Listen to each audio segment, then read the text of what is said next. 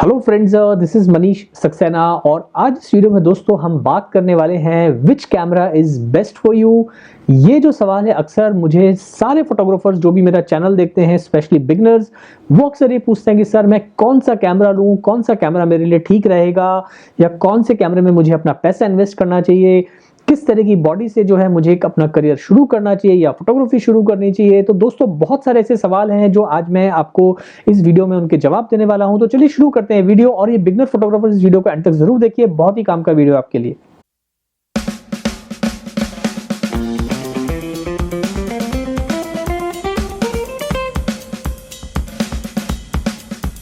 तो दोस्तों जब बात आती है कैमरा की तो हम सब स्पेशली जो बिगनर्स हैं वो हो जाते हैं बहुत ज़्यादा कंफ्यूज कि कौन सा मैं कैमरा लूं। और मुझे अक्सर मेरे कमेंट्स में व्हाट्सएप पे या जो हमारे नीचे हमारा जो ग्रुप बना हुआ है व्हाट्सएप पे, वहाँ भी वो इस बारे में बहुत सारा डिस्कशन करते हैं। तो दोस्तों मैं आपसे यही कहना चाहूँगा कि कैमरा जो होता है दोस्तों वो सारे ही अच्छे होते हैं, चाहे वो एक एंट्री लेवल कैमरा हो या फिर कैमरा हो बहुत ही एक्सपेंसिव। ओवरऑल कैमरा है वो आप समझिए वो आता है सिर्फ फोटोग्राफ को लेने के काम। यानी कि जब हम कैमरा यूज करते हैं वो एक तरह का डिवाइस है जिसे हम एक फोटो लेने के लिए काम में लेते हैं। कैमरा जो है लेने से पहले आप कुछ चीजों का ध्यान जरूर रखिए। आप अभी शुरुआत कर रहे हैं या फिर आपको शुरुआत किए हुए हो गया है काफी टाइम और आप चाह रहे हैं अपने कैमरा को अपग्रेड करना, ये दो अलग अलग चीजें हैं। अगर आप अभी अपने फोटोग्राफी हॉबी की या फोटोग्राफी करियर की शुरुआत कर रहे हैं तो फिर मैं आपको सजेस्ट करूंगा कोई भी एंट्री लेवल कैमरा आपके लिए है काफी अच्छा। वहां पर सिर्फ आपको ये देखना है कि आपके पास अभी कितना पैसा है जो आप उसके अंदर इन्वेस्ट कर सकें। फॉर एग्जाम्पल अगर आपके पास 30,000 रुपए या 40,000 रुपए तक का बजट है तो इस बजट में आपको बहुत सारे एंट्री लेवल कैमरास मिल जाएंगे। फिर कंपनी चाहे निकॉन हो या कैनन, इससे कोई फर्क नहीं पड़ता दोस्तों। अभी आपको फोटोग्राफी सीखनी है तो आपका जो सारा ध्यान है वो होना चाहिए आपको एक्सपोजर को सीखने के लिए, यानी कि exposure triangle, ISO, shutter speed और अपर्चर, ये कैसे काम करता है फोटोग्राफी में। उसके अलावा अलग अलग लाइटिंग कंडीशंस में आपको फोटोग्राफी खींचने की प्रैक्टिस करनी है। तो अगर आपके पास में कैमरा बिल्कुल बेसिक है तो कोई फर्क नहीं पड़ता दोस्तों, लेकिन जैसे जैसे आप अपने बेसिक्स पे काम करेंगे, यानी कि आप एक्सपोजर ट्रायंगल को समझने में जब आपको आसानी हो जाएगी, और उसका तरीके यही है कि आप बहुत सारी पिक्चर्स को शूट करें तो आपको समझ में आने लगता है कि ये ट्रायंगल कैसे काम करता है, किस सिचुएशन में आपको जो है एक्सपोजर कितना रखना है, शटर स्पीड कितनी रखनी है, या आपको आईएसओ की कितनी जरूरत है। उसी हिसाब से थोड़े टाइम के बाद आपको ये भी पता चलने लगता है कि लाइटिंग कंडीशन, यानी कि डे लाइट में आपको किस तरह से अपने कैमरा को यूज करना है, या अगर आप इंडोर में शूट कर रहे हैं या फ्लैश के साथ यूज कर रहे हैं तो आपको अपने कैमरा की सेटिंग्स को किस तरह से एडजस्ट करना है। तो बिगनर जो फोटोग्राफर्स होते हैं उनको शुरुआत में इन सब चीजों की ज्यादा जरूरत पड़ती है। तो आपके लिए कोई भी एंट्री लेवल कैमरा, क्योंकि मुझे अक्सर लोग मैसेज करते हैं कि सर मैं निकॉन के ये वाला मॉडल ले लूं या कैनन के ये मॉडल ले लूं, ये मॉडल और इस मॉडल में क्या फर्क है, दोनों मॉडल में से मैं कौन सा मॉडल लूं। तो आप इस लड़ाई झगड़े में मत पड़िए दोस्तों, बिल्कुल भी, क्योंकि अभी आप सीख रहे हैं तो आपका ध्यान होना चाहिए फोटोग्राफी को सीखने के लिए। अगर आप फोटोग्राफी सीख जाएंगे तो मैं आपको बताता हूं दोस्तों कि आपके पास में अगर एक बेसिक एंट्री लेवल कैमरा भी है तो आप बहुत अच्छी पिक्चर्स उसके ऊपर शूट कर सकते हैं। वो अलग बात है जो प्रोफेशनल फोटोग्राफर्स अपने कैमरा यूज करते हैं उसमें कुछ एडवांटेजेस होते हैं जिस वजह से उन कैमरा बॉडी की प्राइस होती है काफी महंगी। कुछ फीचर्स ऐसे होते हैं जो कि कमर्शियल वर्ल्ड में जो है काफी काम आते हैं। लेकिन अगर आप एक बिगनर हैं तो यहाँ पर आपका सारा कॉन्सेंट्रेशन होना चाहिए फोटोग्राफी को सीखने में।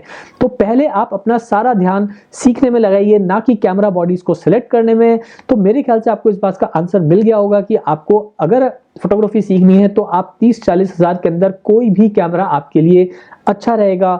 अब मैं बात करता हूं उन फोटोग्राफर्स के लिए जो कि 2 से 3 साल तक बेसिक डीएसएलआर के ऊपर काम कर चुके हैं और अब चाह रहे हैं कैमरा को अपडेट करना, और वो कंफ्यूज हैं कि भाई मैं कौन सा कैमरा लूं। मैंने फोटोग्राफी सीख ली, बेसिक्स मुझे आ गए हैं, मैंने इंडोर में अच्छा हाथ साफ कर लिया है, आउटडोर डे लाइट शूटिंग में भी मुझे काफी एक्सपीरियंस हो गया है, अब मुझे अपना कैमरे को अपग्रेड करना है तो मुझे क्या फैसला करना चाहिए, किस तरह के कैमरा में अपना पैसा डालना चाहिए।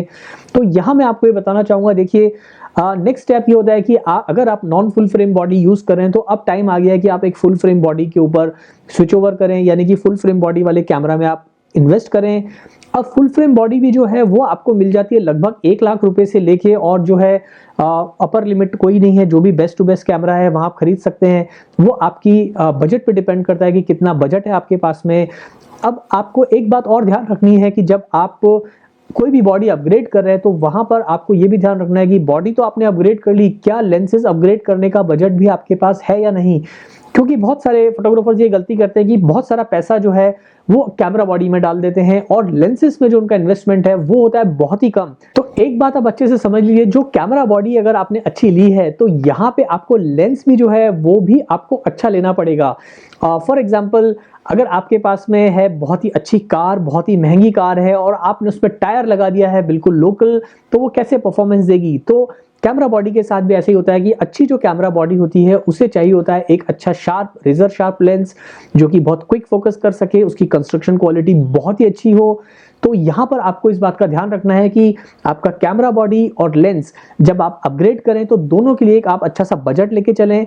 मैं ये नहीं कह रहा कि आपको कैमरा बॉडी खरीदने के बाद में जो है सारे लेंसेज एक साथ खरीदने हैं। शुरुआत आप एक लेंस से कर सकते हैं, बट वो लेंस होना चाहिए बहुत ही अच्छा, जिससे कि आपको उस लेंस का बेनिफिट मिले। यानी कि अगर आप एक अच्छी बॉडी यूज कर रहे हैं और लेंस उस पर बहुत अच्छा है तो आप देखेंगे कि इमेज जो है वो आएगी काफी शार्प, और वो लेंस जो है वो इतनी अच्छी परफॉर्मेंस देगा कि वो आपका जो भी इन्वेस्टमेंट आपने कैमरा में किया है वो इन्वेस्टमेंट आपको धीरे धीरे समझ में आने लगेगा।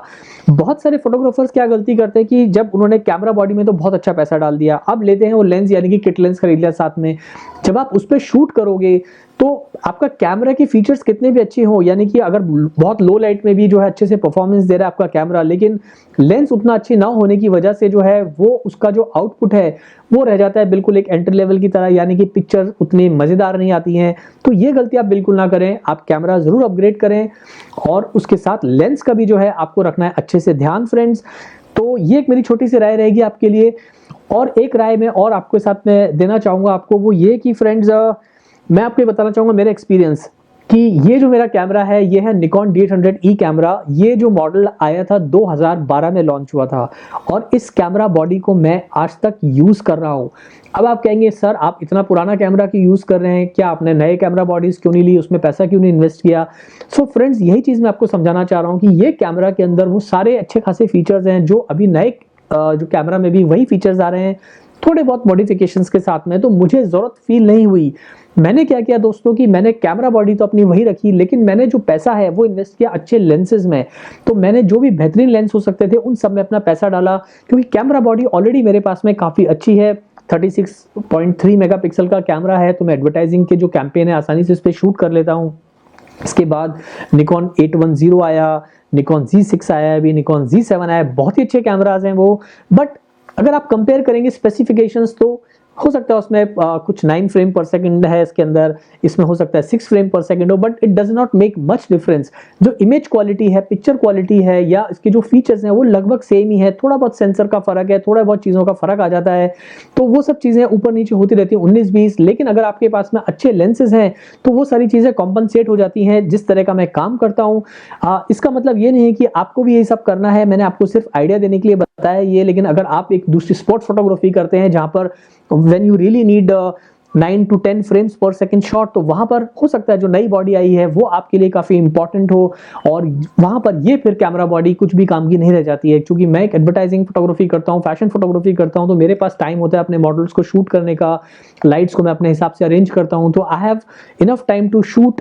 But in some kind of other photography work वहां पे फोटोग्राफर्स को उतना टाइम नहीं मिलता है, तो वहां पर दूसरी बॉडी आपके लिए जो है अच्छे से वर्क कर सकती है। ओवरऑल कहने का मतलब यह है कि अब अगर आप 3-4 साल आपने एक एंट्री लेवल कैमरा यूज किया है और आप अपग्रेड करना चाह रहे हैं, तो बस इन बातों का आप ध्यान रखिए कि भाई एक तो फुल फ्रेम बॉडी आप ले लीजिए, दूसरा आप अच्छे लेंसेज में इन्वेस्ट करिए विच इज इक्वली इंपॉर्टेंट, जो कि एक कैमरा खरीदने के बराबर ही है। आपको इस बात का ध्यान रखना है। फिर आपको इस बात का यह भी ध्यान रखना है कि आप किस तरह की फोटोग्राफी में अपना करियर बनाना चाहते हैं, उस हिसाब से जो है आप अपनी कैमरा बॉडी को सिलेक्ट कीजिए। क्योंकि क्या होता है कि जिस तरह की आप फोटोग्राफी करते हैं, अगर आप उस हिसाब से अपनी बॉडी को सिलेक्ट करेंगे, लेंसेज को सिलेक्ट करेंगे, तो आपके लिए आपका काम जो होता है काफी अच्छा। बहुत सारे जो फोटोग्राफर्स हैं वो अक्सर ये देखते रहते हैं कि यार इनके पास ये बॉडी है तो मैं भी वो बॉडी ले लूं, या फिर ये नई बॉडी मार्केट में आई तो मैं इसमें पैसा डाल दूं, या फलाना फोटोग्राफर जो है उस बॉडी पे काम करता है तो मुझे भी वही बॉडी लेनी चाहिए। तो वो एक दूसरे को देखकर जो है ज्यादा डिसीजन लेते हैं रादर देन कि वो अपना खुद का दिमाग लगाएं कि हमें कौन सी बॉडी लेनी है। हमारे हमारे काम की कौन सी बॉडी है। अब इसका डिसीजन आपको जो है वो थोड़ा आपको रिसर्च करना पड़ेगा। फॉर एग्जांपल अगर आप एक स्पोर्ट्स फोटोग्राफी करते हैं या फोटो जर्नलिज्म में काम करते हैं तो वहां पर आपके पास जो है टाइम होता है बहुत कम, वहां पे आपको बहुत क्विक इमेजेस लेनी होती हैं, वहां पर आपके पास में जो है ज्यादा कुछ टाइम बिल्कुल नहीं होता है। तो आप ऐसी बॉडी लीजिए जो कि ज़्यादा फ्रेम्स पर सेकंड पे काम कर सकती हो, ऑटो फोकस पॉइंट्स उसमें ज़्यादा अच्छे हो, स्पीड अच्छी हो कैमरा की, बैटरी लाइफ जो है उसकी आप देखिए कैसी है। तो ये कुछ कुछ फैक्टर्स होते हैं जो आपको काफ़ी हेल्प करते हैं। अगर आप एक फैशन फोटोग्राफी का काम करते हैं तो वहाँ पर अगर आपका फ्रेम्स पर सेकंड कम है तो कोई ज़्यादा फर्क नहीं पड़ता दोस्तों। आपके पास काफ़ी टाइम होता है शूट करने के लिए, तो वहाँ पर आप बस ये ध्यान रखिए कि उसमें क्या क्या फीचर हैं, उसका आईएसओ कितना लो पर आपको अच्छी से अच्छी इमेजेस मिल जाती है, कहाँ तक अच्छा परफॉर्मेंस करता है, और उसके अंदर जो लेंस की कॉम्पेटेबिलिटी है वो कितने सारे लेंसेज आप उसमें लगा सकते हैं, वो सारी चीज़ें आप चेक करिए। और फिर मैं आपको एक चीज़ और बताना चाहूँगा कि बहुत सारे जो फोटोग्राफर्स हैं वो ये सोचते हैं कि यार ज़्यादा मेगापिक्सल का कैमरा है वो ज़्यादा अच्छा होता है, तो बिल्कुल भी सही बात नहीं है दोस्तों। ये एक मार्केट में तरीका होता है सामान बेचने का, तो आप इसमें मत जाइए। स्पेशली अगर आप फैशन फोटोग्राफी करते हैं तो अगर आपके पास में 12 मेगापिक्सल का कैमरा है विच इज़ फेयर इनफ, काफ़ी ठीक ठाक है वो, लेकिन अगर आप एक एडवर्टाइजिंग कैंपेन कर रहे हैं जहाँ पे आपको बड़ा एनलार्जमेंट बनाना है, उसको प्रिंट निकालना है, तो फिर जो है ज़्यादा मेगापिक्सल का कैमरा वो आपके लिए ज़्यादा अच्छा होगा, क्योंकि उसकी प्रिंट जितना ज़्यादा मेगापिक्सल उसके प्रिंट्स भी जो है उतने ही बड़े आप कर पाएंगे। तो ये कुछ एडवांटेजेस होते हैं, इन छोटी छोटी बातों का आपको जो है ध्यान रखना होगा दोस्तों। और अगर आप वेडिंग फोटोग्राफी करते हैं तो आप फिर अपने उस हिसाब से जो है कैमरा बॉडी को चूज कीजिए, क्योंकि वहां भी जो है टाइम की बहुत शॉर्टेज होती है, आपको बहुत क्विक जो है पिक्चर्स लेनी होती हैं। तो ये कुछ फैक्टर्स हैं जो आप कैमरा खरीदने से पहले आप रिसर्च कीजिए, उसके बारे में मालूमात कीजिए, फिर जो है आप एक डिसीजन लीजिए कि भाई मेरे लिए ये बॉडी जो है परफेक्ट रहेगी। अब मैं बात करता हूँ ब्रांड्स की, तो दोस्तों देखिए इंडिया के अंदर निकॉन, कैनन, सोनी ये ज्यादा ब्रांड्स बिकते हैं अभी। उसके अलावा और भी काफी सारे ब्रांड्स मार्केट में आ गए हैं। तो मैं आपको एक बात यही कहना चाहूंगा कि आप ब्रांड्स की लड़ाई में ना पड़े। ऑलमोस्ट सारे ब्रांड्स ही अच्छा परफॉर्मेंस देते हैं, सभी ब्रांड्स जो है अच्छी फोटोज निकालते हैं, सभी ब्रांड्स के सेंसर अच्छे होते हैं, सभी ब्रांड्स जो है अच्छे लेंसेज निकाल रहे हैं। तो ये खाली एक कहने की बात है कि वो फलाना ब्रांड ज्यादा अच्छा है, ये ब्रांड ज्यादा अच्छा नहीं है।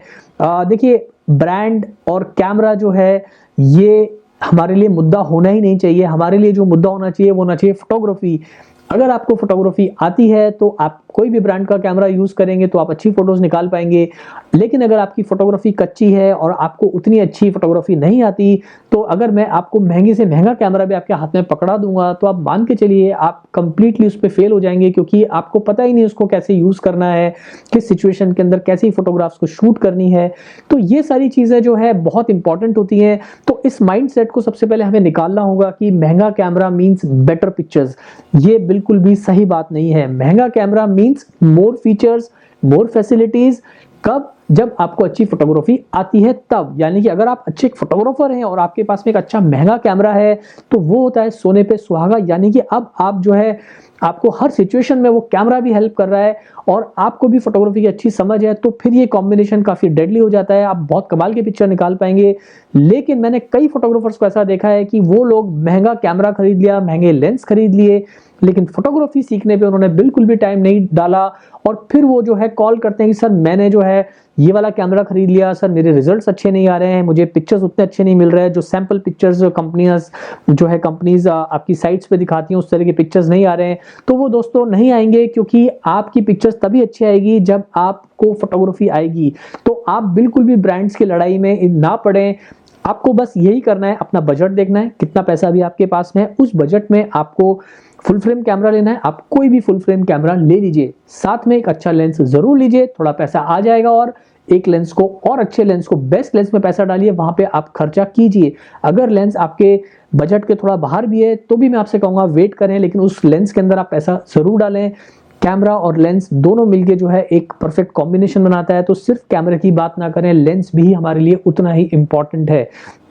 तो अब हम आ जाते हैं बेसिक सवाल पे जो हमने आज वीडियो था, which camera is best for you. तो आपको उम्मीद है थोड़ा इसका आंसर मिल गया होगा। तो बेस्ट कैमरा आपके लिए वही है जो आपकी सभी प्रॉब्लम्स को सॉल्व करता हो, और वो प्रॉब्लम्स आपकी तब सॉल्व होंगी जब आप फोटोग्राफी को अच्छे से सीखेंगे दोस्तों। तो अभी बिगनर फोटोग्राफर्स फोटोग्राफी सीखने में दिमाग लगाएं, एंट्री लेवल कैमरा के साथ शुरू करें। आप देखते जाइए 1 साल के अंदर आपकी फोटोग्राफी काफी अच्छी हो जाएगी, आपको बेसिक समझ में आने लगेंगे और फिर जो है आप एक अच्छा कैमरा बॉडी लीजिए, पैसा डालिए, आपके पास कॉन्फिडेंस भी होगा, पैसे खर्च करने की ताकत भी आ जाएगी और आपका काम देखिए धीरे-धीरे कितनी जल्दी से ऊपर जाने लगता है। और ऑलरेडी जो लोग 2 साल से 1 साल से कैमरा एंट्री लेवल पे काम कर रहे हैं और स्विच ओवर करना चाहते हैं, बिल्कुल फुल फ्रेम बॉडी ले लीजिए आप, बिल्कुल भी इस बारे में 2 बार में मत सोचिए और अपना जो भी ब्रांड आपको पसंद आ रहा है आप उस ब्रांड में उसके साथ जुड़ जाइए और फिर जो है धीरे-धीरे लेंस में इन्वेस्ट करते रहिए। कैमरा बॉडीज आप हर 2-3 साल में चेंज कर सकते हैं, लेकिन लेंसेज हमेशा आपके पास रहेंगे, तो आपके पास एक पूरा अच्छा खासा सेट तैयार हो जाएगा। यहाँ पर भी आप अपने आप को जो है फोटोग्राफी में जरूर अपग्रेड करते रहिए। जितना आप फोटोग्राफी सीखेंगे उतनी अच्छी आपकी फोटोग्राफी होगी। तो दोस्तों आज के लिए इतना ही। उम्मीद है आपको ये वीडियो पसंद आया होगा, आपको आसानी होगी डिसीजन लेने में कि कौन सा कैमरा आपके लिए अच्छा है। अगर वीडियो अच्छा लगा हो तो जल्दी से इसे लाइक कर दो और चैनल सब्सक्राइब नहीं किया तो चैनल को भी कर दो जल्दी से सब्सक्राइब। इसी तरह की photography tips and tricks tutorial देखने के लिए जल्दी मिलते हैं फिर नए वीडियो के साथ। Thanks for watching friends.